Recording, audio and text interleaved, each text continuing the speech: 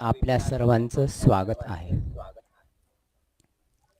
5 November हा माननीय मारुती चितमपल्ली यांचा जन्मदिन आणि 5 नोव्हेंबर आणि 12 नोव्हेंबर हा सलीम अली यांचा जन्मदिन. हा कालावधी महाराष्ट्र सरकारने पक्षी सप्ताह म्हणून साजरा केला जाईल असं घोषित केलेलं आहे.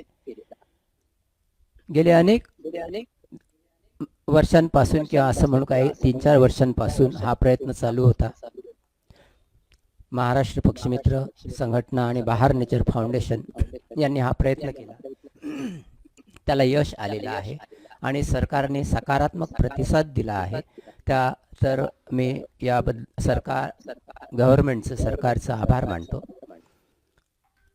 जे जॉईन झालेले आहे या फेसबुक लाईव्हला त्या सर्वांचं स्वागत करतो आणि बहार नेचर फाउंडेशनचे सचिव दिलीप विरखडे यांना प्रस्तावनेसाठी निमंत्रित करतो. दिलीप विरखडे सर. धन्यवाद सर. या फेसबुक लाईव्ह मालिकेमध्ये पुन्हा आपलं सर्वांचं मनापासून स्वागत.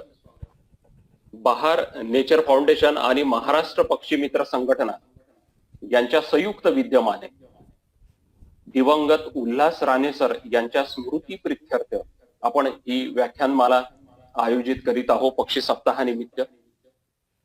मित्रांनो, नुकतंच उल्हास राणे सरांचं निधन झालं. आपण त्यांना भावपूर्ण श्रद्धांजली देखील अर्पण केलेली आहे. उल्हास राणे सरांचं बहारशी अत्यंत जिव्हाळ्याचे आणि स्नेहाचे संबंध होते. सरांचं आम्हाला अनेक उपक्रमांमध्ये मार्गदर्शन देखील लाभलेलं आहे. सरांनी बहारच्या उपक्रमामध्ये ते विद्यार्थी पक्षी मित्र संमेलन असो की डॉक्टर सलीम अलींच्या आठवणी त्यांनी मागच्या सप्ताहामध्ये पक्षी सप्ताहामध्ये देखील आम्हाला सांगितल्या होत्या. वेगवेगळ्या प्रोजेक्टमध्ये आम्हाला त्यांचं मार्गदर्शन असायचं. त्यामुळे ही जी व्याख्यानमाला आहे ही आम्ही त्यांच्या स्मृती प्रित्यर्थ आणि त्यांना समर्पित करत आहोत. आता आपण 5 ते 12 हा जो पक्षी सप्ताह आहे याची थोडक्यात पार्श्वभूमी आपण पाहूया. डिसेंबर 2016 मध्ये बहार नेचर फाउंडेशन 17वं विदर्भ पक्षी मित्र संमेलन आयोजित केलं होतं. त्या 17व्या विदर्भ पक्षी मित्र संमेलनामध्ये पहिल्यांदा हा ठराव आला की 5 ते 12 नोव्हेंबर हा कालावधी पक्षी सप्ताह म्हणून साजरा करण्यात यावा. त्यानंतर अंबेजोगाई येते, म्हणजे लगेच मला वाटते जानेवारी 2017 मध्ये अंबेजोगाई येथे पक्षी मित्र संमेलन संपन्न झालं. ते महाराष्ट्र पक्षी मित्र संमेलन होतं. त्या संमेलनामध्ये देखील तो ठराव मान्य झाला आणि सर्वांनी ही कल्पना अतिशय उचलून धरली आणि महाराष्ट्र पक्षी मित्र संघटनेने अवघ्या महाराष्ट्रातल्या तमाम पक्षी मित्रांना आवाहन केलं आणि गेली 2017 पासून आपण हा पक्षी सप्ताह सातत्याने साजरा करत आहोत. म्हणजे 2017, 18, 19 आणि हे 20वं म्हणजे तसं चौथं वर्ष. तर या संघटनेमध्ये महाराष्ट्र पक्षी मित्र संघटनेने त्याचा पाठपुरावा केला सातत्याने. बहार नेचर फाउंडेशनने त्याचा पाठपुरावा केला. गेली 4 दशकांची ही चळवळ आहे मित्रांनो. म्हणजे अगदी ज्येष्ठ पक्षी तज्ञांचा आठव मला या ठिकाणी काढावासा वाटतो. त्यामध्ये प्रकाश गोळे, स्वर्गीय प्रकाश गोळे यांनी 1981 साली हे रोपटं लावलं. त्यामध्ये रमेश बिडवे आहेत, रमेश लाडखेडकर सर आहेत, डॉक्टर सुधाकर कुराडे आहेत, डॉक्टर निनाद शाह, डॉक्टर अनिल पिंपळापुरे आहेत, राजू कसंबे आहेत, किशोर रिठे सर आहेत, डॉक्टर जयंत वडतकर आहेत. या सगळ्यांनी ही जी चळवळ आहे ही पुढे नेली आणि गेल्या 4 दशकाच्या चळवळीला आलेलं हे यश आहे. मागल्या 2 महिन्यापूर्वी 8 ऑगस्टला 15वी वन्यजीव मंडळाची जी बैठक संपन्न झाली त्या बैठकीमध्ये यादव तरटे पाटील जे वन्यजीव सभासद आहेत त्यांनी हा विषय सभेपुढे ठेवला. त्यानंतर आदरणीय किशोर रिठे सर, कुंदन हाते सर, भाऊ काटदरे सर या सर्वांनी त्याला अनुमोदन दिलं आणि तो ठराव त्या ठिकाणी संपन्न झाला आणि गेल्या 8 दिवसापूर्वी तो GR आलेला आहे. मित्रांनो, हा जो पक्षी सप्ताह आहे, या पक्षी सप्ताहामध्ये पक्षी विश्वाशी संबंधित विषयाचं चिंतन आपल्याला अभिप्रेत आहे. आपण पाहतात की दिवसेंदिवस अ, नामशेष होण्याच्या मार्गावरची जी यादी असते, ज्याला आपण IUCN म्हणतो, त्या यादीमध्ये दिवसेंदिवस भर पडत आहे. अधिवासांचा ऱ्हास होत आहे. तर हे कुठेतरी थांबावं, या पक्षी विषयाचं चिंतन व्हावं, यासाठी या सप्ताहाचं आयोजन आपल्याला अभिप्रेत आहे. लोकांच्या कानावरती हा विषय जावा, त्या उद्देशाने. तर त्यासाठी मी महाराष्ट्र शासनाने अधिकृतरित्या या पक्षी सप्ताहाला मान्यता दिली. मी महाराष्ट्र पक्षी मित्रतर्फे, बहार नेचर फाउंडेशन तर्फे महाराष्ट्र शासनाचे मनापासून आभार मानतो आणि त्यांना धन्यवाद देतो. त्यानंतर आज आदरणीय चितमपल्ली सर यांचा वाढदिवस आहे. तो वाढदिवस आणि डॉक्टर सलीम अलींचा वाढदिवस, असं ते सूत्र, म्हणजे पक्षी विश्वाला वाहिलेले हे जे दोन ज्येष्ठ पक्षी तज्ञ, यांना आपण या सूत्रामध्ये बांधण्याचा प्रयत्न केलेला आहे. तर आज आदरणीय मारुती चितमपल्ली सर यांचा जन्मदिन मी बहार नेचर फाउंडेशन तर्फे आणि महाराष्ट्रातील तमाम पक्षी मित्रांतर्फे त्यांचं अभिष्ट चिंतन करतो. त्यांना दीर्घायुष्य लाभो ही प्रार्थना करतो. आणि ही जी मालिका आहे, फेसबुक लाईव्ह व्याख्यान मालिका 5 पासून 12 पर्यंत चालणार आहे. या 8 दिवसांमध्ये दररोज सायंकाळी याच वेळेस 7 ते 8 या वेळेस आपल्याला विभिन्न विषयाचे वक्ते लाभणार आहेत, ते आपल्याला मार्गदर्शन करतील. पुन्हा एकदा आपल्या सर्वांचं मी मनापासून स्वागत करतो. आजचे स्पीकर आहेत ते आमचे उमटे पक्षी निरीक्षक आणि सायकलिस्ट दर्शक दुधाने. तर यांना आपण आज ऐकणार आहोत. त्यांचा जो विषय आहे तो सभोवतालचे पक्षी आणि त्यांची ओळख. त्यानंतर आजचे जे गेस्ट ऑफ ऑनर आहेत, माननीय उपवन सुनील शर्मा सर, यांचं मी मनापासून स्वागत करतो. पुन्हा एकदा आपल्या सर्वांचं स्वागत करतो आणि प्रस्तावने दाखल हे 2 शब्द इथे थांबवतो. धन्यवाद दिलीप भाऊ. आज मारुती चितमपल्ली सरांचा जन्मदिन. खरं म्हणजे आम्ही हा प्रयत्न केला की चितमपल्ली सरांनी देखील आजच्या या वेबिनारमध्ये समाविष्ट व्हावं, आमच्या सदिच्छा स्वीकाराव्यात, पण ते शक्य झालं नाही. पण असं असलं तरी चितमपल्ली सरांनी एक संदेश या निमित्त आपल्याकडे पाठवलेला आहे. मी राजदीपला विनंती करेल की कृपया हा चितमपल्ली सरांचा जो संदेश आहे तो आपल्या सर्व फेसबुक लाईव्हमध्ये सहभागी झालेल्या लोकांना ऐकावा. राजदीप, वो संदेश लगा दीजिए प्लीज. वर्धा येथील बहार पक्षीमित्र मंडळ त्याचे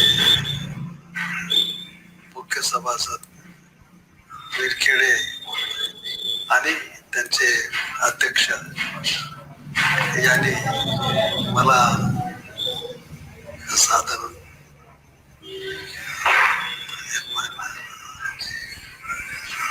5 नोव्हेंबर ते 12 नोव्हेंबर या काळात माझा 5 नोव्हेंबरला जन्मदिन आहे आणि 12 नोव्हेंबरला डॉक्टर सलीम अलींचा जन्मदिन आहे. हे दोन्ही धरून त्यांनी सरकारला अशी विनंती केली की या आठवड्यामध्ये पक्षी मित्र दिवस असे धरून पक्षी निरीक्षण करावं, जंगलात जावं, पक्षी पाहावेत, असं ठराव पाठवला होता आणि तो ठराव शासनाने मंजूर केला. याबद्दल शासनाचा तर मी आभारी आहे, पण या संस्थेचा देखील मी आभारी आहे.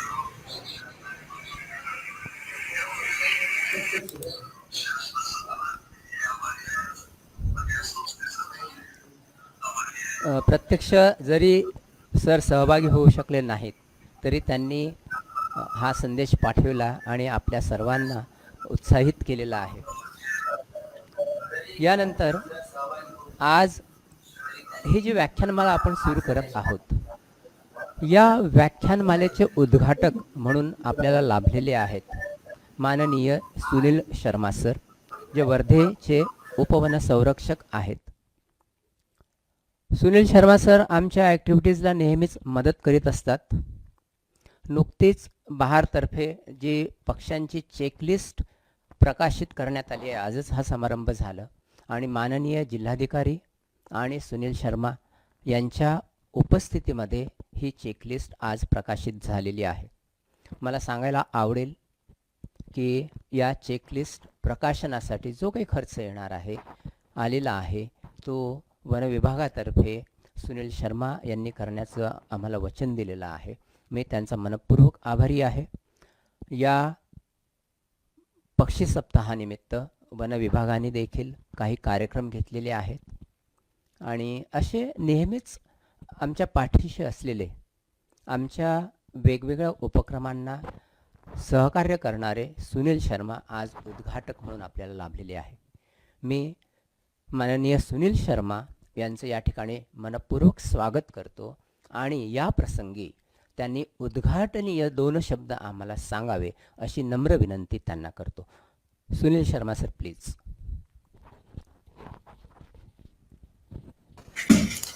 नमस्कार.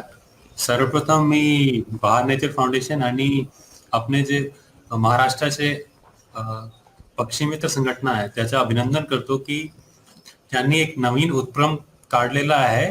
जेव्हा आता व्हर्च्युअल जे आहे ते प्लॅटफॉर्मवर मतलब जास्तीत जास्त लोकांना आपण याबद्दल माहिती देऊ शकतो. जेव्हा आपण पक्षी सप्ताह साजरा करतो आहे त्यामध्ये जास्तीत जास्त लोक त्याच्यासोबत जोडू शकतो आणि जे त्यामध्ये जे अभ्यासक आहे, जे तज्ञ आहे ते चिंतन करू शकतो. जेव्हा आपल्याला हे यश मिळालं आहे की आपण हे एक प्रस्ताव पाठवला होता आणि तो विषय मांडला होता आणि शासनाने तो मान्य केला आहे आणि ते लक्ष देऊन एक आठवडा पक्ष्यांकरिता विशेषतः काढलेला आहे. त्यामध्ये वेगवेगळ्या प्रकारचे उपक्रम राबवण्यात येणार आहेत.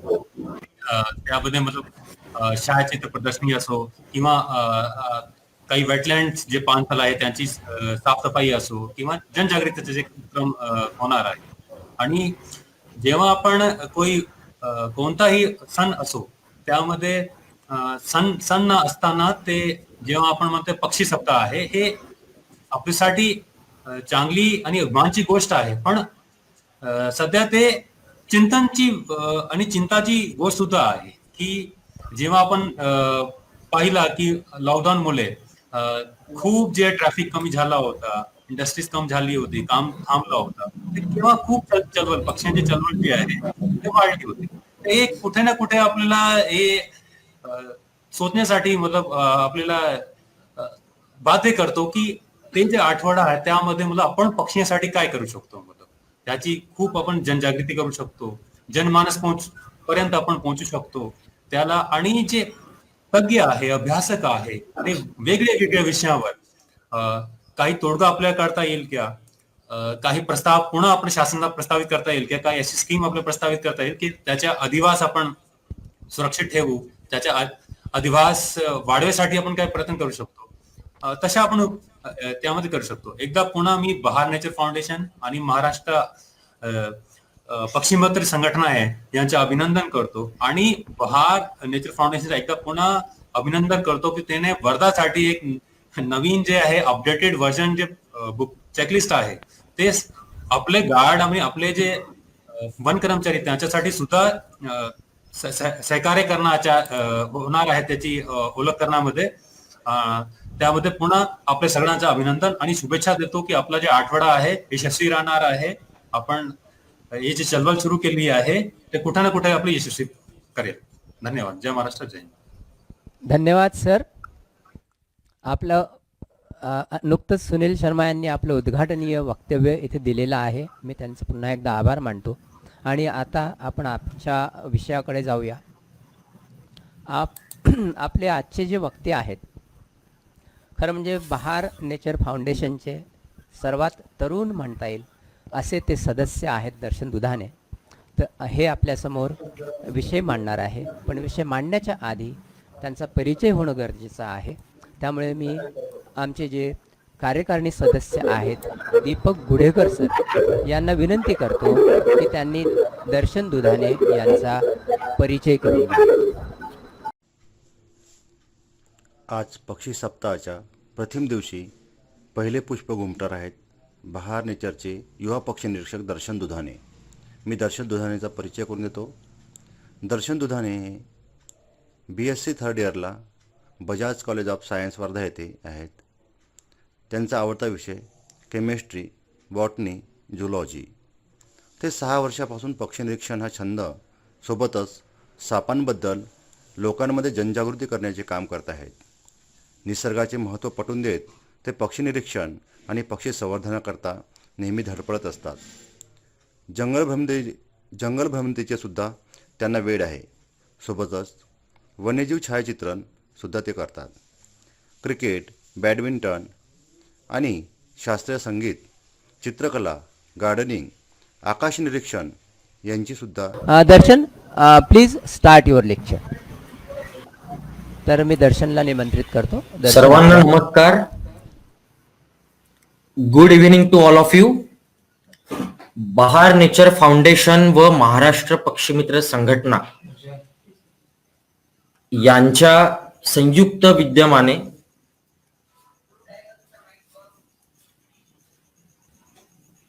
ही फेसबुक लाईव्ह व्याख्यानमाला आयोजित करण्यात आली आहे. अरण्य ऋषी मारुती चितमपल्ली यांचा वाढदिवस आज असतो 5 नोव्हेंबर आणि Salim Ali, doctor Salim Ali, Birdman of India ज्यांना म्हटलं जातं, त्यांचा वाढदिवस असतो 12 नोव्हेंबरला. तर हा जो कालावधी आहे हा शासनाने बर्ड वीक म्हणून सेलिब्रेट करावा. मग नंतर राष्ट्रीय स्तरावर, एकदा पहिले राज्य स्तरावर, नंतर मग राष्ट्रीय स्तरावर, असा आमचा प्रयत्न होता आणि प्रयत्नांना यश आलं आणि आज आपण सगळेजण एकत्रित आलो आहोत. पुनश्च सर्वांचे खूप खूप धन्यवाद. आज मी पहिला सेशन आपल्या समोर घेऊन येतो आहे आणि माझा विषय आहे आपल्या सभोवतालचे पक्षी व त्यांची ओळख. आपणा सर्वांना माहिती असेल, पक्ष्यांसोबत आपलं फार जुनं नातं आहे. म्हणजे अगदी आई लहानपणी आपल्याला घास भरवताना किंवा जेवण भरवताना काय म्हणते की एक घास हा चिवचा आणि हा घास काऊचा. तिथपासनं तर आपण पुराणांमध्ये पण सुद्धा बघितलं की रामायणात जटायू नावाचा पक्षी, तुम्ही याचा उल्लेख आला आणि तुम्ही बघितला असेल, तर हा जटायू हा एक गिधाड होता, व्हल्चर प्रकारातला होता. तर त्या जटायूने सीतेला वाचविण्याचे फार प्रयत्न केले. त्या रावणाने त्याचे पंख कापले. नंतर आपण बघतो की विष्णू जो आहे, विष्णूचं जे वाहन आहे ते गरुड असतं. नंतर लक्ष्मी आहे, लक्ष्मीचं वाहन घुबड. सरस्वती असते, ती मोरावर बसलेली आपल्याला दिसते नेहमी. तर पक्षी हे नेहमी पक्ष्यांचं महत्व फार जुनं आहे आणि पक्ष्यांचं आपल्यासोबत हे नातं फार लहानपणापासून आहे. चिव काऊ ताईची गोष्ट सगळी तुम्हाला माहिती असेल. पक्षी या पृथ्वी तलावर फार पूर्वीपासून आले आहेत. जुरासिक पिरियड पासनं पक्षी आपल्याकडे आहेत. आपण फार नंतर आलो, आपण क्रिटेशियस इयर नंतर पुढे आलो, माणसाचं इव्होल्युशन झालं. पण पक्ष्यांचं इव्होल्युशन फार जुनं आहे, हे आपण सर्वात पहिले लक्षात घेतलं पाहिजे. त्यामुळे पक्ष्यांना स्थान हे सुद्धा पहिलं आहे, हे सुद्धा आपण लक्षात घेतलं पाहिजे या निमित्ताने. तर मी मूळ विषयाकडे जाण्याआधी जे निसर्ग अभ्यासक आर्किटेक्ट होते उल्हास राणे सर यांना माझ्यातर्फे भावपूर्ण श्रद्धांजली अर्पण करतो. एक फार मोठा धक्का सगळ्यांना बसलेला आहे त्यांच्या जाण्याने. तर आपण आपल्या विषयाकडे वळूया. आपल्या सर्वांना माहिती असेल की आपण पक्ष्यांना कोणत्या आधारे ओळखू शकतो, आपण त्याकडे जाऊया.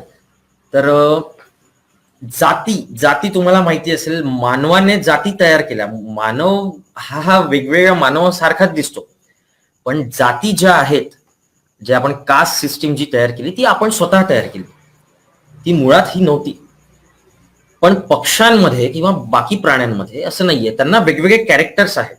माणसांना ह्युमन बिंग्स असतील तर 2 डोळे, नाक, कान, ओठ, हात, पंजे असतील, बोटं असतील, हे सगळं. पक्ष्यांमध्ये किंवा वेगवेगळ्या प्राण्यांमध्ये, मॅमल्समध्ये हे सगळं वेगवेगळं आहे. त्यामुळे त्यांना आपण कॅटेगरी वाईज आपण त्यांना डिफाईन करू शकतो. पण तर त्या आधारे पक्षी कसे ओळखायचे आपण ते पहिल्यांदा बघूया. आपण बघतो की एक पक्षी असेल आणि त्याच्या जातीतली सारखी, समजा किंगफिशर आपण उदाहरण घेऊ. किंगफिशर या जातीतील सर्व जे पक्षी आहेत ते जवळपास सारखेच दिसतील तुम्हाला. त्याचा आकार दिसेल, आकार थोडा मोठा राहील, कधी छोटा राहील, पण चोच अशीच लांब दिसेल. रंग वेगळे असतील, पण तुम्ही एका जर किंगफिशर या ग्रुप फॅमिली मधल्या पक्षाला बघितलं तर तुम्ही हे ठरवू शकता की दुसरा जो तुम्ही किंगफिशरची दुसरी जात जी बघितली तर ती सुद्धा किंगफिशरचीच कोणती तरी जात आहे. तर आपण बघूया.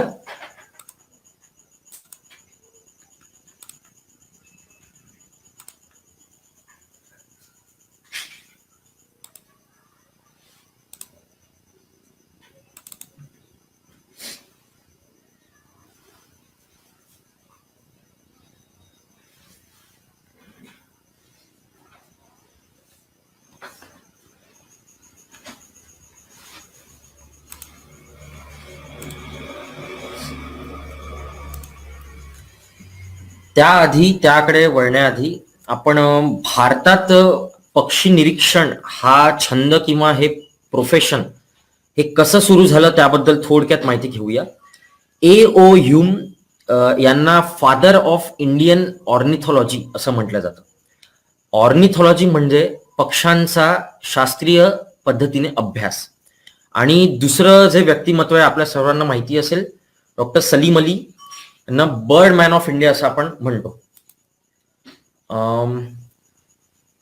हे जे 3 पुस्तकं आपल्याला दिसतात आहे, या पुस्तकांची नेहमी आपल्याला मदत होते पक्षी निरीक्षणाला. म्हणजे पक्षी निरीक्षण सुरू करायचं असेल तर आधी तुम्हाला या पुस्तकांपैकी कोणत्या तरी पुस्तकांची मदत घ्यावी लागेल. एक आहे the book of Indian birds, Salim अलींनी लिहिलेलं, Indian birds of Indian subcontinent, आणि पक्षीकोश जो मारुती चितमपल्ली यांनी लिहिलेला आहे. तर आपण या विषयाकडे जाऊया. पक्ष्यांच्या जाती किंवा फॅमिली आपण पक्ष्यांमध्ये कशा ठरवू शकतो. आपण आता बघूया किंगफिशर ही फॅमिली बघू. तुम्ही बघू शकता की हा जो पक्षी आहे व्हाईट थ्रोटेड किंगफिशर, याच्या आजूबाजूला जेवढेही तुम्हाला प्रकार दिसत असतील किंगफिशरचे ते जवळपास सारखे दिसतील. तुम्ही चोच बघा, चोच सारखी दिसेल, रंग वेगळे असतील, साईज वेगळी असेल, पण तुम्हाला त्याचं ओव्हरलुक त्याला तुम्ही करून तुम्ही ठरवू शकता की हा किंगफिशर आहे. तसंच प्रत्येक पक्षाच्या संदर्भात आहे. तुम्ही जर चिमणी घरी बघितली असेल तर तुम्ही चिमणीच्या आकाराचा समजा दुसरा असेल किंवा चिमणीसारखाच दिसणारा असेल, तशी चोच असेल, तसेच पंख असतील, तसेच पाय असतील, तर तुम्ही ठरवू शकता की हा चिमणीच्याच फॅमिली मधला कोणता तरी पक्षी आहे. तसंच शिकारी पक्षी जे आहेत, ज्यांची चोच ही मांस खाण्यासाठी बनलेली असते, ती पण बघून तुम्ही ठरवू शकता की हा तो पक्षी आहे आणि बाकी जो दुसरा पक्षी मी बघितला तो त्याच जातीतला असेल हे तुम्ही ठरवू शकता. असं म्हटलं जातं की ह्युमन बिंग्स मध्ये की फिमेल जी असते ती फार सुंदर असते, फार अट्रॅक्टिव्ह असते असं म्हटलं जातं. म्हणजे बाकी मॅमल्स आणि बर्ड्सच्या तुलनेत फिमेल्स हे ह्युमन बिंग्स मध्ये females are beautiful than males असं म्हटलं जातं. पण असं मुळात अजिबात नाही आहे. हे जर आपण खरं जरी मानू, पण जर मॅमल्स आणि बर्ड्स मध्ये जर हे तुम्ही जर याचं कम्पॅरिझन केलं तर तुम्ही बघू शकता डावीकडे रेड मुनिया तुम्हाला दिसेल, तो मेल आहे आणि वरची फिमेल आहे. तसं म्हटलं तर तो जो मेल आहे हा फार सुंदर दिसतोय, नर फार अट्रॅक्टिव्ह आहे, कारण तो फिमेल पेक्षा ब्राईटर इन कलर आहे. तसंच उजवीकडे जे दोन इमेजेस आहे, एक मधलं इमेज आणि उजवीकडचं इमेज, हा एशियन पॅराडाईज फ्लॅकॅचर नावाचा पक्षी आहे. जो लांब शिफ्टीचा दिसतो आहे तो नर आहे, मेल आहे, आणि मधातली जी इमेज आहे ती फिमेल आहे. तर तुम्हीच सांगा की कोणता पक्षी तुम्हाला अट्रॅक्टिव्ह वाटतो आहे, इम्प्रेसिव्ह वाटतो आहे. तर पक्ष्यांमध्ये आणि प्राण्यांमध्ये, असं मॅमल्स मध्ये बघितलं तर हरिण असतो, हरणाला शिंग असतात, फिमेलला शिंग नसतात, फिमेल्सला शिंग नसतात, हरणाला शिंग असतं, मग आपल्याला हरिण अट्रॅक्टिव्ह वाटतो. तर तसंच पक्ष्यांमध्ये जर तसं म्हटलं तर males are beautiful than female असं म्हटलं जातं. तुरा असतो डोक्यावर, फिमेल्सला तुरा नसतो. वेगवेगळे आवाज काढण्याची एबिलिटी असते त्यांच्यात. त्यांच्या पंखांमध्ये असं काही असतं की ते फुलवू शकतात, तुम्हाला इम्प्रेस करू शकतात. उदाहरणार्थ आपण एक्झाम्पल घेऊया मोराचं. तर पिकॉक आणि पीहेन म्हणजे लांडोर आणि पिकॉक म्हणजे मोर. तर मोर हा लांडोरीला पिसारा फुलवून इम्प्रेस करतो फॉर मेटिंग सीझन मध्ये, रिप्रोडक्शन साठी. तर how to identify the birds. तर पहिला आहे चोच, बीक किंवा बिल. दुसरा आहे साईज अँड शेप्स, आकार. नंतर कॉल अँड सॉंग्स, पक्ष्यांचे व्होकलायझेशन ऑफ बर्ड्स म्हणतो आपण. पक्ष्यांचा आवाज आणि पक्ष्यांचं गाणं, या दोन वेगवेगळ्या टर्म्स आहेत. आणि चौथा आहे कलर. तर बॉडी पार्ट्स ऑफ बर्ड आपण इथनं सुरू करूया. जसं माणसाला, ह्युमन बिईंग्सला आपण आपल्या शरीराचे अवयव आहेत, तसेच अवयव पक्ष्यांमध्ये सुद्धा आहेत. आपण स्क्रीनवर बघू शकता क्राऊन म्हणजे हे वरचं जे म्हणतो ते आहे. फॉरहेड आहे, त्याला कपाळ म्हणतो आपण. बीक आहे, चोच आहे. चीन आहे, हनवटी त्याला म्हणतो. डोळा आहे, थ्रोट आहे. विंग बेली आहे, पोट ज्याला म्हणतो. त्यानंतर विंग्स आहेत, पंख आहेत. थाय म्हणजे त्याला आपण मांडी म्हणतो. फूट आहे. मागचा जो हे असतो तो हिंटो, तो पण आहे. नंतर टेल आहे, रंप आहे, बॅक आहे, बॅक म्हणजे पाठ आपण म्हणू शकतो. नंतर नेप आहे, नेप म्हणजे हा मागचा पोर्शन. नंतर नेक पण असते, NECK, नेक म्हणजे मान.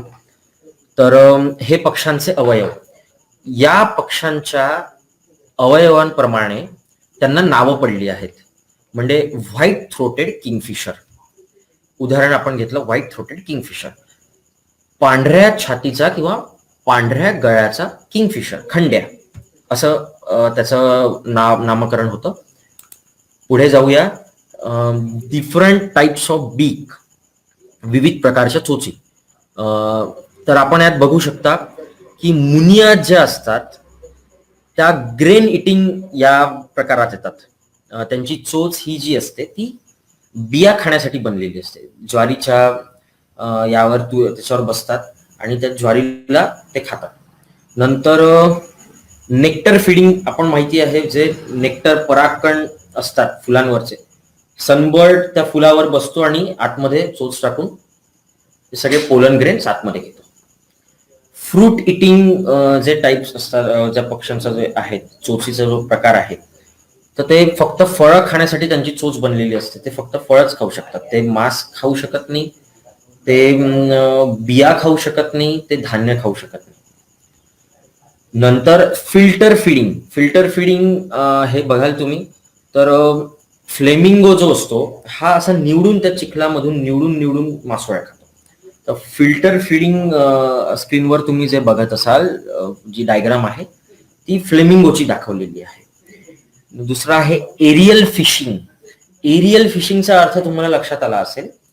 एरियल म्हणजे वरतून एका जागेवर तो हॉवर करतो, म्हणजे एका जागेवर फडफडतो आणि तो त्या मासोळीला लॉक करतो, टार्गेट लॉक करतो आपला, आणि पटकन खाली जाऊन तो त्या मासोळीला पकडतो. याचं खूप चांगलं एक्झाम्पल आहे एक कॉमन किंगफिशर, जो तिथे दाखवलेला सुद्धा आहे, आणि दुसरा आहे पाईड किंगफिशर. आणि आपण बघू शकतो स्कॅव्हेंजिंग म्हणजे, स्कॅव्हेंजर्स म्हणजे जे सडलेलं किंवा कुजलेलं मांस खाण्याचं काम करतात. स्कॅव्हेंजिंग बिहेवियर त्यांना म्हटलं जातं. जसं उदाहरणार्थ हे नैसर्गिक आपले सफाई कामगार असतात. व्हल्चर आहे, जे गुरंढोरं मेलेले असतात, खराब यांचा पूर्ण दुर्गंध पसरतो सगळीकडे, ते खाण्याचं काम हे व्हल्चर्स करतात. रॅप्टोरियल बघत असाल तुम्ही, ही जी हा जो प्रकार आहे चोचीचा, तर रॅप्टर्स जे म्हणजे शिकारी पक्षी असतात, ते फक्त शिकार करू शकतात. म्हणजे चिमणी असेल, चिमण्यांच्या छोटे छोटे पक्षी असतात, त्यांच्या शिकारी करतात. हाडापासून मांस दूर करण्यासाठी त्यांचा उपयोग होतो त्यांना त्या चोचीचा. तर मीट इटर हा पक्षी आहे क्रेस्टेड सर्पेंट इगल. तर हा वर्धेलाच बोर अभयारण्यात काढलेला फोटो आहे. तर हा मीट इटर, मांस भक्षक, याची चोच बघू शकाल तुम्ही की ती अशी समोरून निमुळती असते. तर त्यामुळे तो असा मांस फाडू शकतो, त्या हाडापासून वेगळं करू शकतो. सीड इटर, तर सीड इटर म्हणजे बिया खाणारे. तर तुम्ही बघत असाल ही ट्राय कलर्ड मुनिया आहे. याला मनोली असं म्हणतात मराठीत. 3 रंगाची मनोली असं किंवा काळ्या डोक्याची मनोली असं सुद्धा म्हटलं जातं. तर ही गवताच्या बिया, ज्या गवतावर उंबया असतात, ते खाण्याचं काम करते. फ्रूट अँड नट इटर, आपण जे बघितलं की पोपट हा फळ खातो, पेरू आहे, मिरची आहे, तर यांची जी चोच आहे ती खास ते खाण्यासाठीच बनलेली आहे. पोपटाला म्हटलं तर पोपट बिया पण खाईल, पोपट बिया नक्की खाईल. पण पोपटाला जर म्हटलं की पोपटाने जर ठरवलं की मी तांदूळ किंवा ज्वारी खाली पडलेली चिमण्यांसारखी जर वेचतो किंवा टिकतो, तर तो करू शकणार नाही, कारण त्याची चोच ही त्यासाठी बनलेलीच नाही. ती चोच फक्त फ्रूट आणि नट म्हणजे ते क्रॅक करण्यासाठी त्याची चोच बनलेली आहे. नंतर बघूया नेक्टर फीडर, फुलांमधील अर्क घेणारे. याची चोच तुम्ही बघू शकता, आतमध्ये स्ट्रॉ सारखी घुसेल त्याप्रमाणे ती चोच आहे, निसर्गाने डेव्हलप केलेली आहे. फुल जे असतं त्यावर तो बसतो आणि त्याच्या आतमधले जे परागकण असतात, पोलन ग्रेन्स असतात, तो घेण्याचं काम करतो. त्यामुळे सेक्शुअल जे रिप्रोडक्शन होतं प्लांट्स मध्ये, त्यासाठी सुद्धा फार हा मदत करतो. आपण ऐकलं असेल की फुलपाखरं किंवा बाकीचे जे किडे असतात, कीटक असतात, त्यांच्यामुळे एका झाडामुळे दुसऱ्या झाडावर रिप्रोडक्शनचं काम करतो. तसंच हा सुद्धा जो सनबर्ड आहे किंवा या प्रकारातले हमिंग बर्ड आहे, हे सुद्धा एका फुलांचा पराग, जे अँड्रोशियम म्हणजे हा नर एक अवयव आहे फुलांमध्ये, झाडांमधला, तर तिथून तो पोलन ग्रेन उचलून दुसरीकडे जातो आणि तिथे पण सुद्धा हा रिप्रोडक्शनचं काम करतो. फिश इटर, मासे खाणारे पक्षी, खास तुम्ही त्यांची चोच अशी बघू शकता. हेरॉन्स आहेत, किंगफिशर्स आहेत. हे खास मासे या प्रकारे त्यांची चोच अशी असते की त्यांनी ते पकडू शकतात, मासे ते पकडतात, खाली तोंड घालतात आणि ते त्यांना ते मास ते घेऊ शकतात, ते कॅच करू शकतात त्या मासोळ्यांना. नंतर पक्ष्यांना कोणत्या आधारे आपण आणखी ओळखू शकतो ते म्हणजे त्यांच्या साईजवरून, त्यांच्या आकारावरून. तुम्ही बघत असाल की हा जो सर्वात वरचा पक्षी आहे तिथपासनं तर इथपर्यंत खालपर्यंत जेवढेही तुम्हाला डायग्राम्स दिसत आहेत, सगळ्यांचे आकार वेगवेगळे आहेत. सगळ्यांचे तुम्ही बघू शकता. हमिंग बर्ड वेगळा आहे, हॉक लाईक वेगळा आहे, घुबड आउल्स वेगळे आहेत, पर्चिंग वेगळं आहे, ट्री क्लाइम्बिंग जे करणारे आहेत पक्षी, जे खोडावर सरळ सरळ चढू शकतात, ते टोटली वेगळे आहेत. डक्स जे आहेत, बदक ते वेगळे आहेत. गल जे आहेत ते वेगळे आहेत. नंतर लॉंग लेग वेडर्स म्हणजे चिखलात जे राहणारे पक्षी असतात, तर ते त्यांचे पाय फार लांब असतात, कारण ते चिखलामध्ये त्यांना चालता यावं किंवा खोल जरी थोडंसं पाणी असलं तरी ते बऱ्यापैकी त्यावर त्यात राहू शकतात. व्होकलायझेशन ऑफ बर्ड्स आपण बघूया. कॉल्स अँड सॉंग्स, तर कॉल कॉल म्हणजे आवाज. आपण जसा आवाज देतो की आपण आपल्या ओळखीच्या माणसांना आवाज देतो की अरे हळू इकडे ये, बघशील तू पडशील, मागून कोणीतरी येत आहे, सांभाळून. आपण जसं असं एकमेकांना आपल्या मित्रांना किंवा आपल्या घरच्या लोकांना आपण जसं सांगतो, तसेच कॉल्स, तसाच आवाज पक्षी एकमेकांना देतात. एक जर रॅप्टर किंवा शिकारी पक्षी आला तर त्याच्यापासून आपला बचाव कसा करावा, तर तो कॉल देईल. त्याचा तो एक कर्कश वेगळा कॉल राहील. तो त्याला सांगेल की त्याचा एक की त्यांच्या भाषेमध्ये त्यांचं कम्युनिकेशन होईल की सांभाळून, तुला धोका आहे. तर कॉल्स म्हणजे आवाज, पक्ष्यांमध्ये एकमेकांना आवाज देतात, रेग्युलर जे कम्युनिकेशन असतं ते. आणि दुसरं सॉंग्स म्हणजे गाणे, पक्ष्यांचं गाणं जे असतं.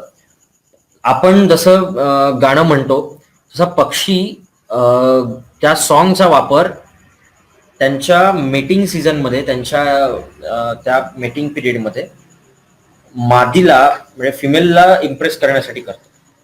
तर फार सुंदर सुंदर मग त्यावेळेस तो आवाज काढतो. तुम्ही बघत असाल घरी सकाळी सुभग नावाचा एक पक्षी येतो, ज्याला इंग्लिशमध्ये कॉमन आयोरा असं म्हणतात. तर तो असा आवाज काढतो. तो असा आवाज काढत जातो आणि तो काही वेळा इम्प्रेस करण्यासाठी सुद्धा असतो. तसंच पक्ष्यांच्या आवाजाने तुम्ही पक्ष्यांना जास्ती ओळखू म्हणजे हे करू शकता. म्हणजे त्यांना तुम्ही ठरवू शकता की हाच पक्षी होता. कारण काही पक्षी असे असतात की ते डोळ्यांनी सुद्धा तुम्हाला दिसत नाही. एक पक्षी झाडात गेला किंवा गवतामध्ये गेला तर तुम्ही त्यांना बघू शकत नाही काही वेळा. तर तुम्ही आवाजावरून पक्ष्यांना लवकर ओळखू शकता. पण काही वेळा काही पक्षी असे आहेत की जे एक पक्षी हा 7 वेगवेगळ्या प्रकारचे आवाज काढतो. आपण उदाहरण घेऊया दयाळ, ज्याला इंडियन रॉबिन असं म्हटलं जातं, ओरिएंटल मॅकपाय रॉबिन असं म्हटलं जातं. तो आवाज, तो काय करतो पक्षी, 7-8 प्रकारचे वेगवेगळे आवाज काढतो. मग तुम्हाला काय वाटेल, तुम्ही जर एकदा आवाज ऐकला तुम्हाला वाटेल की हा तोच पक्षी आहे. पण दुसऱ्यांदा मग तुम्हाला तो दुसरा आवाज येईल, तुम्हाला वाटेल की अरे नाही हा दुसरा पक्षी आहे, मी दुसरा आवाज ऐकला, पण तोच पक्षी राहील. तर हा मिमिक्री करतो. जसं आपण वेगवेगळ्या लोकांची वेगवेगळ्या यांची मिमिक्री करतो.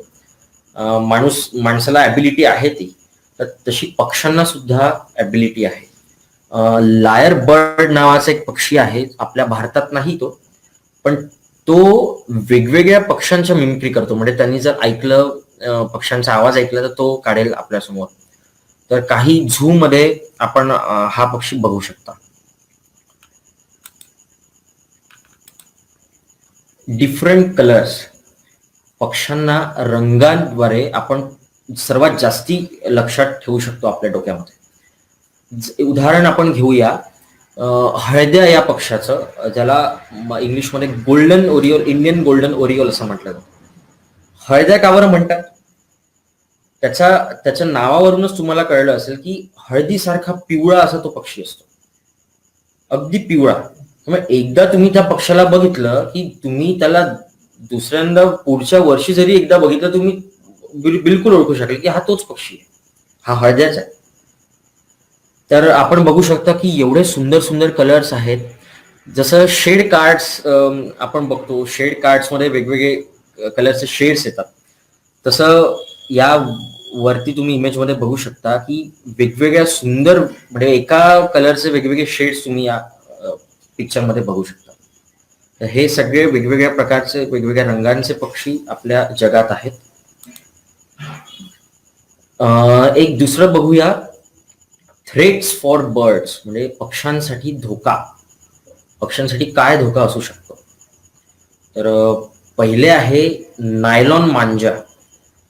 ऐकलं असेल, या लॉकडाऊन या पिरियड मध्ये सुद्धा सर्वांनी भरपूर पतंगी उडवल्या असतील.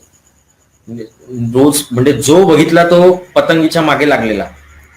पण त्यामुळे पक्ष्यांना किती त्रास होत असेल याची थोडासा याचा विचार करावा. स्पेशली नायलॉन मांजा जो असतो, हा जो धागा असतो जो बनलेला असतो, त्यामुळे तर पक्ष्यांना हानी होतेच, इजा होतेच, पण नायलॉन मांजाने सुद्धा खूप इजा होते. पक्षी त्याच्यामध्ये अडकतात आणि तर त्याला गाठ पडली, जर एक झाडावर जर तो मांजा लटकला आणि पक्षी जर त्याला गाठ जर पडली मांजाला, तर पक्ष्यांना फाशी लागून पक्षी मरतात. असे पक्षी सुद्धा मी बघितले आहेत, माझ्याकडे त्याचे फोटोज आहेत. तर नायलॉन मांजा पतंगी उडवाव्यात. आपण फार पूर्वीपासून पतंगी म्हणजे उडवतो, त्याची मजा घेतो, पण उडवताना या पक्ष्यांचा सुद्धा थोडा विचार करावा. दिवाळीत उडवल्या जाणारे फटाके, आपण बघत असाल नेहमी दर दिवाळीला घुबड जे रात्री इकडे तिकडे नॉक्टर्नल म्हणजे निशाचर प्रकारातला हा जो पक्षी आहे घुबड, तर आऊल्स रात्री इकडे तिकडे येणं जाणं करतात. आपलं काही त्यांच्या पिल्लांना खाद्य आणून देत असेल, उंदीर पकडत असेल, पाली सरडे पकडत असतील, तर जे रॉकेट्स किंवा जे स्काय शॉट्स असतात वरती उडणारे फटाके, त्यांच्यामुळे यांना फार हानी होते. यांचे पंख जळतात, काही काही पक्षी जागेवर मरतात, जळून खाक होतात. खूपदा पक्षी, माझ्याकडे असा फोटो आहे की पक्ष्यांचा थवा आहे आणि त्याच्या जवळ ती जी लट असते ती लावलेली आहे आणि त्याच्यामुळे काही पक्षी मरण पावले. तर तिसरा आहे मासोळ्यांसाठी लावले जाणारे जाळे. धरणकाठी किंवा तुम्ही कोणत्याही नदीकाठी गेलात तर तुम्हाला मासोळ्या कोळी लोक जे असतात, जे मासोळ्या पकडतात, ते नेट लावतात, मासोळ्या पकडण्यासाठी जाळं लावतात. तर ते जाळं काम झाल्यानंतर सुद्धा वर्षानुवर्ष ते जाळं तसंच पडलेलं असतं, जाळं ते काढत नाही. त्यामुळे काय होतं की जे पक्षी तिथून, काही लहान पक्षी त्यांना दिसत नाही, तो जो त्याचा धागा असतो किंवा नेट असतो, जो वायर असतो नायलॉनचा, तो दिसत नाही. तो ट्रान्सपरंट असला किंवा व्हाईट कलरचा असला आणि मागे बॅकग्राऊंड आभाळाचं जर पांढरं असलं तर तो अजिबात मुळीच दिसत नाही. तर त्या अशा वेळेस काय होतं की ते फसतात त्या आणि आणखी निघण्याचा प्रयत्न करतात, आणखी फसतात आणि मरतात. त्यामुळे असे जाळे जर तुम्ही पक्षी निरीक्षणाला गेले किंवा घराच्या आजूबाजूला कुठे लावलेले असतील तर ते काढून घ्यावे. शेतांमध्ये फवारल्या जाणारी कीटकनाशके, भरपूर केमिकल्स आपण फवारतो, त्यामुळे खूप चांगले चांगले पक्षी नामशेष होण्याच्या मार्गावर आहेत. फॉर एक्झाम्पल तुम्हाला मी सांगेन, लेसर फ्लोरिकन, त्याला तन्मोर असं, भारतीय तन्मोर असं म्हटलं जातं, तो नामशेष होण्याच्या मार्गावर आहे. नंतर दुसरा आहे ग्रेट इंडियन बस्टर्ड, मायढोक हा पक्षी आहे, हा सुद्धा त्यामुळेच नामशेष होण्याच्या मार्गावर आहे. फार अगदी बोटांवर मोजता येतील एवढ्या संख्येने तो राहिला आहे भारतात किंवा एक महाराष्ट्रात जर पकडला तर. शिकारी, पक्ष्यांच्या शिकारी सुद्धा मोठ्या प्रमाणात होतात. तितर, बटेर हे आपल्याला माहिती असेल, यांचं तर आजकाल शेती पण केल्या जाते, पण यांची सुद्धा शिकार मोठ्या प्रमाणात, बदक खाल्ली जातात, त्यांना जाळे लावतात, मोठमोठे फार महाग लोक हे मांस विकतात. आणि गुल्हेर याच्या साहाय्याने पण पक्षी मारले जातात. पोपट मारला, त्याला पाडतात खाली, मग त्याला घरी पिंजऱ्यात ठेवतात, त्याला पाळतात. तर यांच्यामुळे पक्ष्यांना या गोष्टींमुळे धोका आहे. आणि भारतीय वन्यजीव जो कायदा आहे 1972चा, त्यात स्पष्ट असं नमूद केलं आहे की कोणत्याही भारतात दिसणाऱ्या पक्षी, प्राणी किंवा कोणत्याही याला तुम्ही केज मध्ये ठेवू शकत नाही, बंदिस्त करून ठेवू शकत नाही. त्यामुळे पोपट जरी तुम्ही घरी पाळला तर पोपट जर तुम्ही घरी पाळला तर तुम्हाला 25,000 रुपयापर्यंत दंड आणि 6 महिन्याची शिक्षा म्हणजे कारावास, तर ही शिक्षा होऊ शकते. व्हॉट बर्ड्स ईट, म्हणजे पक्षी काय खातात, तर आपण बघूया. इन्सेक्ट म्हणजे जे छोटे किडे आहेत ते खातात. वर्म्स आहेत, अळ्या आहेत. गर्ब्स आहेत, म्हणजे उधळी ज्याला म्हणतो, उधळी लागते त्याच्या आतमध्ये ज्या अळ्या असतात त्याला गर्ब्स म्हणतात, तर हे पक्षी खाण्याचं काम करतात. सीड्स आहेत, ग्रासेस आहेत, अँड प्लांट मटेरियल, झाडाचं मटेरियल असेल ते पण सुद्धा पक्षी खातो. नेक्टर अँड पोलन ग्रेन्स असतात. आतमधला जो परागकण असतो आणि तो आतमधलं जे असतं ते हनी तो काढून घेतो. नट्स, फ्रुट्स अँड बेरीज. बेरीज जे असतात, चेरीज असतात, बेरीज असतात, फ्रुट्स आहेत, हे सगळे पक्षी खातात. Rodents, snakes and other small animals. Rodents म्हणजे त्या रोडंट्स ही फॅमिली आहे. तर रोडंट्स मध्ये येतात खार जी असते, खारुताई आपण म्हणतो, तर हे सगळे रोडंट्स मध्ये येतात. स्नेक्स आहे, शिकारी पक्षी, जसं क्रेस्टेड सर्पेंटिगल आपण म्हटलं, तर सर्पेंट म्हणजे सापाची पूर्ण फॅमिली. तर साप खाणारे हे पक्षी आहेत, हे फक्त सापच खातात. अँड अदर स्मॉल ॲनिमल, ससा असेल किंवा उंदीर असेल, यांना खाण्याचा हे पक्षी काम करतात. What we can do for birds. आपण पक्षी निरीक्षण किंवा आपल्या सभोवतालच्या पक्ष्यांचा जर अभ्यास सुरू करतो आहे, तर आपल्याला आपल्या पक्ष्यांसाठी काय करता येईल हे महत्वाचं लक्षात घेतलं पाहिजे. तर पहिलं आहे की reuse and recycle of plastic.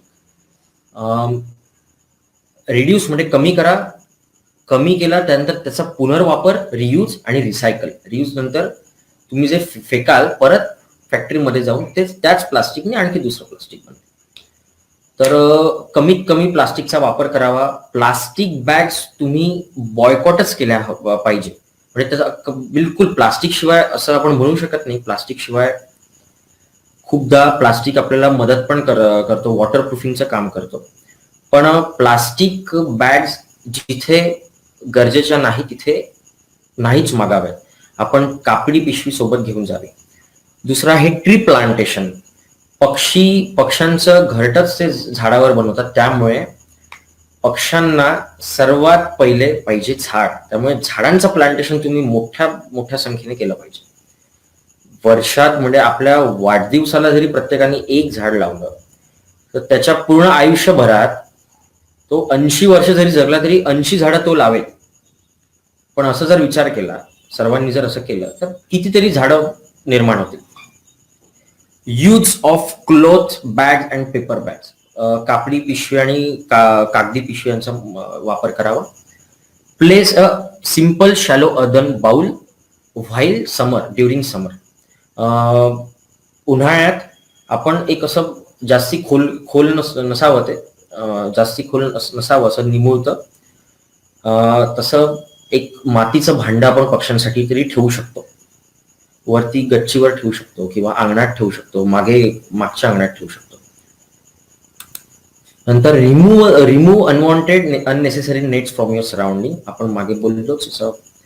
More use of organic fertiliser. जे नॅचरल फर्टिलायझर्स असतात, शेणखत आहे किंवा बाकी आहे, नैसर्गिक खतांचा वापर करावा. Say no to crackers during Diwali festival. फटाक्यांचा अजिबात नको, फटाके नको. आणि पाणी. पक्ष्यांना उन्हाळ्यात फार पक्ष्यांचे हाल होतात.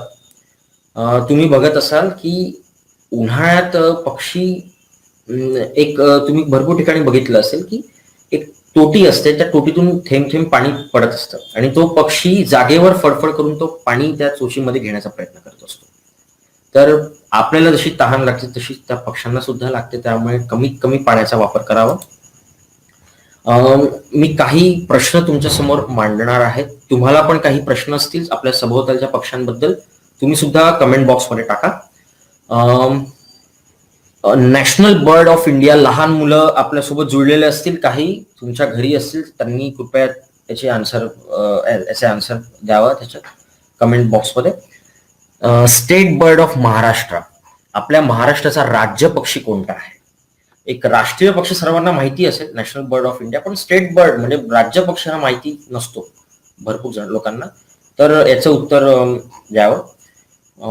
Do birds have teeth. पक्ष्यांना दात असतात का? हा प्रश्न तुमच्या डोक्यातही आला असेल की पक्ष्यांना दात असतात का, याचं सुद्धा उत्तर द्यावं. मी यानंतर येईलच, सांगेनच, पण त्याचं उत्तर तुम्ही द्यावं. Do birds have years. पक्ष्यांना कान असतात का? पक्ष्यांना कान, एक्सटर्नल इयर दिसत नाही. आपले जसे कान हे दिसतात, तर पक्ष्यांचे कान दिसत नाही. तुम्हाला चोच दिसेल, त्यांचे हात पाय म्हणता येईल तर त्याचे पाय दिसतील 2, लिम्स म्हणजे म्हणू तर पंख दिसतील, पण कान एक्सटर्नल इयर दिसत नाही, तर त्यांना कसं ऐकू जातं? तर त्याचं पण उत्तर द्यावं. डू बर्ड्स हॅव टंग? जीभ जी असते ती पक्ष्यांना असते का? याचं पण उत्तर द्यावं. जीभ असते तर त्याचा उपयोग काय? आपण जीभ कशासाठी, आपण सुद्धा एक टेस्ट घेतो किंवा बोलण्यासाठी सुद्धा जीभ फार महत्वाची आहे. तर पक्ष्यांना जिभेचं महत्व पक्ष्यांसाठी काय आहे? आणि हाऊ लॉंग बर्ड्स लिव्ह, म्हणजे पक्षी किती वर्ष जगू शकतात? जसं माणसाचं, हत्तीचं किंवा बाकी प्राण्यांचं एक आयुष्य आहे, कुत्र्याचं, मांजरीचं, तसं पक्ष्यांचं काय आयुष्य असावं याबद्दल सुद्धा तुम्ही कमेंट सेक्शन मध्ये टाकू शकता. आपण आपल्या सभोवतालच्या पक्ष्यांची ओळख कशी करावी, कोणकोणत्या आधारे करावी, हे याची माहिती बघितली. आपण आता आपल्या सभोवतालचे पक्षी याचं एक सगळं सुंदर प्रेझेंटेशन तुमच्यासाठी खास बनवलेलं आहे, तर आपण ते बघूया. सर्वात पहिले आपल्याला चित्रात दिसत असेल इंडियन पी फॉल, म्हणजे त्याला भारतीय मोर असं म्हटलं जातं, मोर म्हटलं जातं. तर हा आहे पिकॉक, जो पिसारा फुलवून आपल्या समोर उभा आहे. आणि समोर ज्या दोन दिसतात त्या लांडोरी आहे. लांडोरीला पी हेन असं म्हटलं जातं, म्हणजे लांडोर जरी दिसली तरी लहान मुलं पिकॉक पिकॉक असं म्हणतात. पिकॉक म्हणजे नर, कॉक जसं आपण कोंबडीमध्ये म्हणतो की कॉक म्हणजे नर आणि हेन म्हणजे मादी, फिमेल, तसंच पीकॉक म्हणजे नर मोर आणि पी हेन म्हणजे मादी लांडोर. दुसरं बघूया, तो इम्प्रेस करतो आहे लांडोरी या पावसाळ्याच्या काळात. दुसरं बघूया कॉपर स्मिथ बार्बेट. वर्धा जिल्ह्यात जी पक्षी निवडणूक झाली त्यामध्ये हा सुद्धा एक उमेदवार होता, कॉपर स्मिथ बार्बेट, ज्याला तांबट असं म्हटलं जातं. तांबट का म्हणतात? कॉपर स्मिथ म्हणजे जो तांब्यावर काम करणारा जो असतो त्याला कॉपर स्मिथ म्हणतात, तांबट. तर हा आपल्या घशातून तसाच आवाज काढतो. तसं तांब्याच्या जर भांड्यावर तुम्ही हातोड्याने ठोकत असाल तर तसाच आवाज हा काढत असतो. Yellow footed green pigeon. मी तुम्हाला मगाशी हा प्रश्न विचारला की महाराष्ट्राचा राज्य पक्षी कोणता, तर हा आहे आपला राज्य पक्षी, state bird of Maharashtra, yellow footed green pigeon. याला हरियाल सुद्धा म्हणतात. तर हा आहे हरियाल.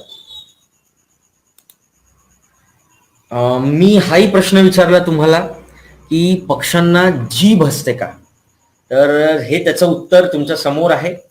हा क्रेस्टेड हॉक इगल आहे आणि तुम्ही बघू शकता की त्याची जीभ अशी जाडी अगदी जीभ असते. अशी जीभ जो सनबर्ड असतो, सूर्यपक्षी ज्याला मराठीत म्हणतो, त्याला सुद्धा असतं.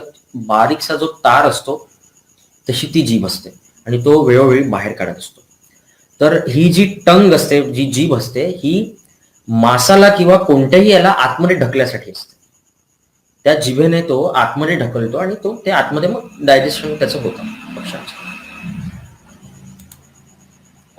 मी तुम्हाला हाही प्रश्न विचारला की पक्ष्यांना दात असतात का, तर पक्ष्यांना दात नसतात. Birds are toothless. पक्ष्यांना दात नसतात अजिबात. तर ते जिभेच्या सहाय्यानेच ते पूर्ण अन्न बाहेर आतमध्ये ढकलतात.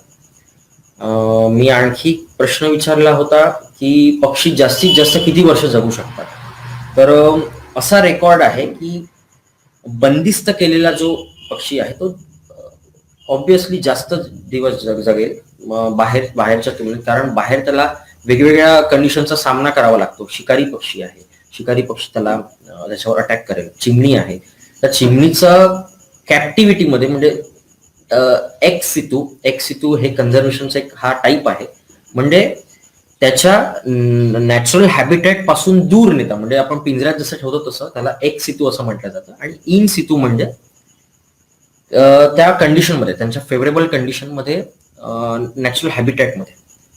तर चिमणीचं तिथे लाईफ 13 वर्ष असं आहे. आणि जर मॅक्झिमम असं जर लाईफ पकडलं बाहेर तर 3 वर्ष, कारण चिमण्या करंट लागून मरू शकतात किंवा पक्षी अटॅक करू शकतो, शिकारी पक्षी शिकरा वगैरे अटॅक करू शकतो.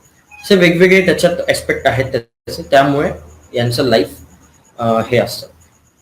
अल्बॅट्रॉस नावाचा हा जो पक्षी आहे याचा रेकॉर्ड आहे की 60 ते 70 वर्ष हा जगतो कॅप्टिव्हिटीमध्ये. असा रेकॉर्ड आहे की तो 60 ते 70 वर्ष जगू शकतो. गर्ल्स आहेत, अल्बॅट्रॉस आहेच, बाकी मोठे ऑस्प्रे आहे. ऑस्प्रेचं 25-25 वर्ष त्याचा लाईफ स्पॅन दिलेला आहे. तर पक्ष्यांना सुद्धा जगण्याचा फार मोठा अधिकार आहे. जसा माणसाला अधिकार आहे तसा पक्ष्यांना सुद्धा जगण्याचा अधिकार आहे. आपण वळूया या चित्राकडे. रेड व्हेंटेड बुलबुल. तर ही जी आहे रेड व्हेंटेड बुलबुल, व्हेंट म्हणजे खालचा भाग, खालचा मागचा भाग. तर तुम्ही बघू शकता या शेपटीच्या खाली तुम्हाला लाल रंगाचा एक असा हे दिसेल, पॅच दिसेल किंवा एक पट्टा दिसेल. तर या कारणामुळे तिचं नाव आहे रेड व्हेंटेड बुलबुल. दुसरा आहे पर्पल सनबर्ड, जांभळा सूर्यपक्षी. तर हा तुम्ही बघू शकता, हा नर आहे आणि पूर्ण हा जांभळ्या रंगाचा आहे. याची जी मादी असते ती पिवळ्या रंगाची असते. तर हा आपल्या घरी तुम्हाला दिसेल, जास्वंदाचं झाड असेल किंवा गुलमोहर असेल, काटेसावर असेल, तर त्यावर हा पक्षी येतो आणि नेक्टर्स कलेक्ट करतो. नेहमी हे पक्षी जोडीमध्ये तुम्हाला दिसतील आणि याच्या ब्रीडिंग सीझन मध्ये म्हणजे याचा प्रजननाचा जो काळ असतो त्यामध्ये याचा रंग बदलतो. आपण बघूया कॉमन आयोरा म्हणजे सुभग. मी तुम्हाला मगाशी म्हटलं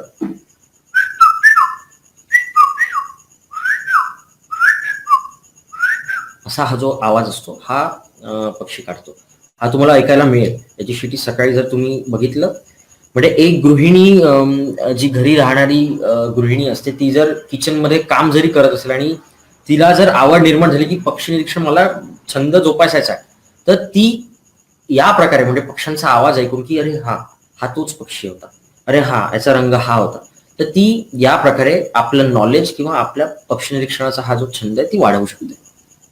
तर याची जी फिमेल असते म्हणजे मादी असते ती थोडी फेंट असते. मी मगाशी म्हटल्याप्रमाणे की मेल थोडं ब्राईटर असतात रंग कलरमध्ये पक्ष्यांमध्ये. रॉक पिजन ज्याला आपण कबूतर म्हणतो, नवरंगी कबूतर म्हणतो. कबुतरांना पाळलं सुद्धा जातं, पायाला बांधून ठेवतात खूपदा, वरती उडवतात. आणि यांचा उपयोग असं म्हणायचं की आधी अकबर किंवा आधी त्या काळामध्ये मेसेज पास करायसाठी सुद्धा व्हायचा. यांच्या पायाला ती चिठ्ठी जी बांधून आणि मग तो जो आहे तो तिच्या प्रेमिके जवळ पाठवायचा असं म्हटलं जातं. Red rested fly catcher. तर रेड ब्रेस्टेड फ्लाय कॅचर या नावावरूनच तुम्हाला लक्षात आलं असेल की हा काय करतो. रेड ब्रेस्ट म्हणजे लक्षात आलं असेल तुम्हाला त्याची जी छाती आहे ती मुळात लाल रंगाची आहे. फ्लाय कॅचर म्हणजे माशीमार. याला मराठीमध्ये माशीमार असंच म्हटलं जातं. ही फॅमिलीच आहे माशीमार फॅमिली. तर फ्लाय कॅचर म्हणजे हा माशा पकडतो.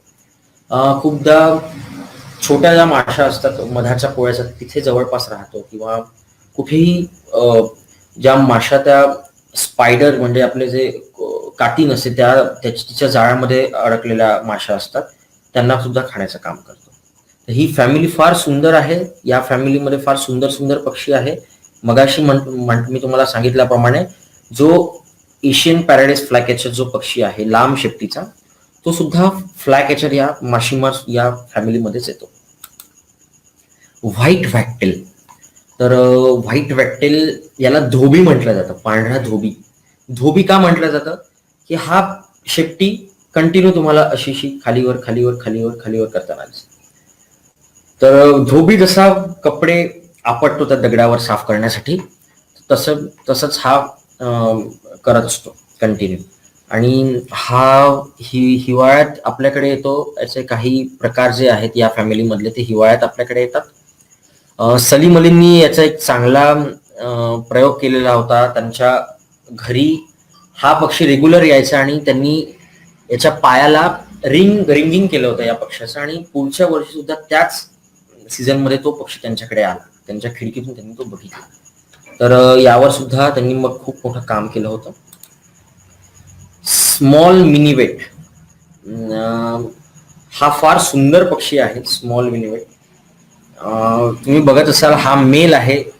डावीकडे जो बघत असाल इमेज, तर त्याचं छातीवर ऑरेंज असा तुम्हाला दिसेल. तर फार सुंदर असा हा पक्षी दिसतो. आणि उजवीकडे ती फिमेल आहे, थोडी ती फेंट असते. मेल त्याच्या तुलनेत फार सुंदर आहे.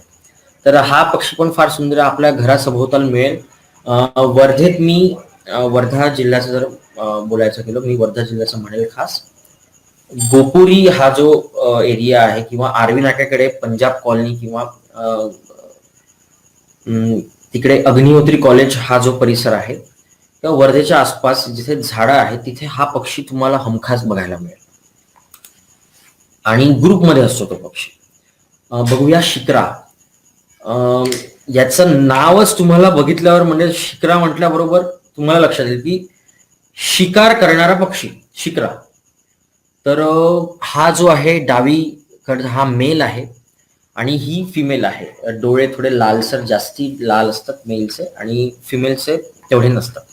तर हा पक्षी चिमण्यांना उचलतो.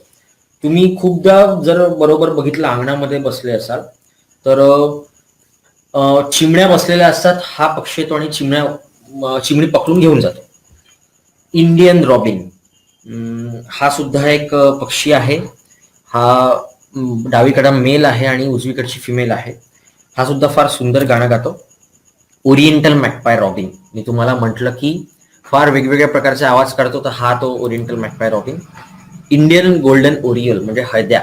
तर कोणीही हा पक्षी पहिल्यांदा बघितल्यानंतर त्याच्या लक्षात राहील, केव्हाही तो बघेल की हा हळद्या आहे, कारण मी हा बघितला होता. कारण त्याचा जो रंग आहे तो नेहमी तुमच्या डोक्यात राहण्यासारखा आहे. इंडियन रोलर हा निवडणुकीमध्ये विजेता झालेला आहे पक्षी, आणि हा आपल्या वर्धेचा सिटी बर्ड आहे, city bird of Wardha city. तर हा इंडियन रोलर हा आपला सिटी बर्ड आहे. असे वेगवेगळ्या शहरांचे वेगवेगळे पक्षी आजकाल यायला निवडणुकी घेतात आहे लोक. आणि हे सुद्धा तुम्हाला माहिती असायला हवं की जसे देशाचे, राज्याचे, तसेच प्रत्येक शहरांचे सुद्धा पक्षी आता निवड व्हायला सुरुवात झालेली आहे. एशियन कोयल. एशियन कोयल मध्ये मी एक खूप मोठा गैरसमज दूर करेन.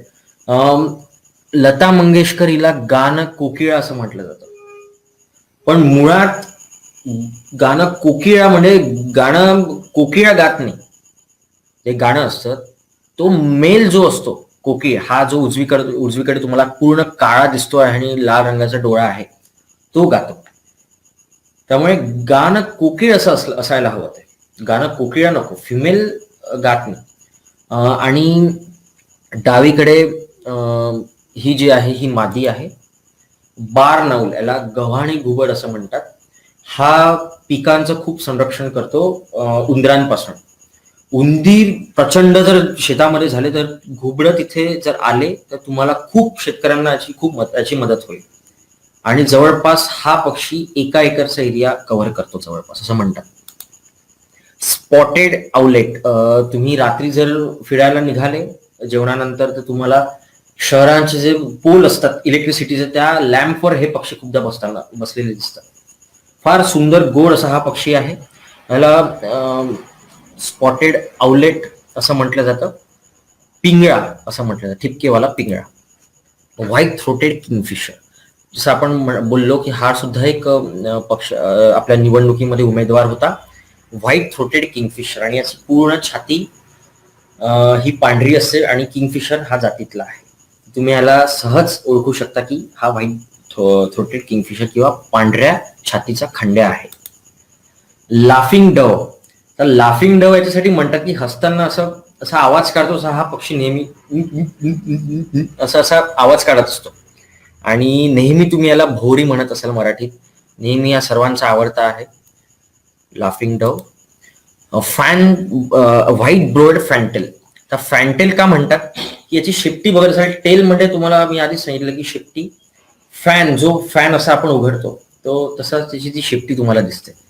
तर पांढऱ्या भुवईचा फॅन्टेल, व्हाईट ब्रोड, त्याला पांढरी भुवई असल्यामुळे असं पक्षाचं नामकरण झालेलं आहे. हा सुद्धा घरी कुठे पाणी नळ गळत असेल किंवा ओली जागा असेल, थंड जागा असेल, तिथे हे पक्षी तुम्हाला बघायला मिळतील. एशिप्रिनिया, राखी वटवट्या असं म्हटलं जातं. हा सुद्धा छोट्या छोट्या अळ्या खातो, माशा खातो, किडे खातो. तर हा सुद्धा पक्षी तुम्हाला तुमच्या अंगणामध्ये नेहमी दिसेल. रोज रिंग पॅराकिट, रोज पोपट, यात पण खूप एक मोठा गैरसमज आहे की जो कंठ असतो पोपटाचा तो जर लाल झाला तर पोपट बोलायला लागतो असं म्हटलं जातं, पण असं हे अजिबात चुकीचं आहे. रोज रिंग पॅराकिट नावाची ही एक जातच वेगळी या पक्ष्यांमध्ये आहे. तुम्ही बघू शकता डावीकडे थोडा पिवळसर गुलाबी असा तो पट्टा तो दिसेल तुम्हाला. हा मेल आहे, नर आहे डावीकडचा. आणि उजवीकडे जी इमेज आहे ती आहे मादी, तिला तो पट्टा नसतो. तर तो जो पट्टा असतो तो त्याची ती जातच आहे, त्यामुळे तो लाल पट्टा त्याला आला आहे. हाऊस पॅरो, सर्वांची आवडती, सर्वांची लाडकी चिमणी. लहानपणापासून आपण चिमणीचा उल्लेख नेहमी येतो, प्रत्येक गोष्टीत येतो. तुमच्या स्कूलमधल्या लहान मुलांच्या शाळांमधल्या स्कूलमधल्या कवितांमध्ये येत असेल, किंवा लहान मुलाला आई जेव्हा घास भरवते तर चिवचा घास, काऊचा घास इथपासनं, आणि पूर्वीपासनं जर घरातली बाई जर काही पाखडत किंवा धान्य साफ करत असेल तर ती चिमण्या जवळ येतात आणि धान्य ते खाऊन जातात. त्यामुळे चिमणी ही सर्वांना माहिती आहे, सर्वांची आवडती. मला असं वाटतं की सर्वांना आपल्या सभोवतालच्या पक्ष्यांची ओळख कशी करावी, कोणत्या आधारे करावी, चोचीचे प्रकार, पंखांचे प्रकार, आकार, आवाज याने करावी, आणि कोणत्या आधारे तुम्ही त्यांना तुमचा हा जो छंद आहे पक्षी निरीक्षणाचा हा वाढवू शकता, यासाठी तुम्हाला नक्कीच मदत झाली असेल. आणि आपल्या सभोवतालचे जे पक्षी आहेत त्यांची सुद्धा आपण माहिती घेतली. तर सर्वांचे खूप खूप खूप खूप आभार. तुम्ही वेळात वेळ काढून या वेबिनारचा लाभ घेतला. मी स्पेशली बहार नेचर फाउंडेशनचे आभार मानतो. बहार नेचर फाउंडेशनचे अध्यक्ष प्राध्यापक किशोर वानखडे, सेक्रेटरी दिलीप विरखडे, त्यानंतर बाकी सर्व मंडळी, अतुल शर्मा सर आहेत, राजदीप राठोड आहेत ज्यांनी टेक्निकल याच्यात फार मदत केली. या सर्वांचे खूप खूप आभार मानतो. आणि तुम्ही हे सेशन एन्जॉय केलं असेल असं मी गृहीत धरतो. सर्वांचे पुनश्च खूप खूप धन्यवाद. Thank you very much. धन्यवाद दर्शन. काही प्रश्न जर आले असतील फेसबुकवर ते एकदा पाहून घ्या. राजदीप लांबणावर प्रश्न पाहून घ्यावे आणि काही प्रश्नांचं उत्तर देण्याचा प्रयत्न करावा. एक प्रश्न आला आहे, what is difference between Indian robin and magpie robin. तर तुम्ही बघितलं असेल एकदम साधा हा डिफरन्स आहे की इंडियन रॉबिन हा प्लेन असतो, मॅकपाय रॉबिन मध्ये 2 कलर्स असतात, त्यात पण कलर्स असतात, पण ते एवढ्या सहजासहजी तुम्ही डिव्हाइड करू शकत नाही. तर मॅकपाय रॉबिन हा साईजने सुद्धा फार मोठा असतो आणि पांढरं आणि काळं या 2 कॉम्बिनेशननी तो बनलेला असतो. त्यामुळे तुम्ही इंडियन रॉबिन, साधा भारतीय दयाळ आणि ओरिएंट मॅकपाय रॉबिन यामध्ये कंपॅरिझन करू शकता. आणखी उत्तर पण आली आहेत. National bird peafowl, right. State bird yellow footed green pigeon. त्यानंतर सगळ्यां उत्तर आली आहेत. पिकॉक, हरियाल. ओके.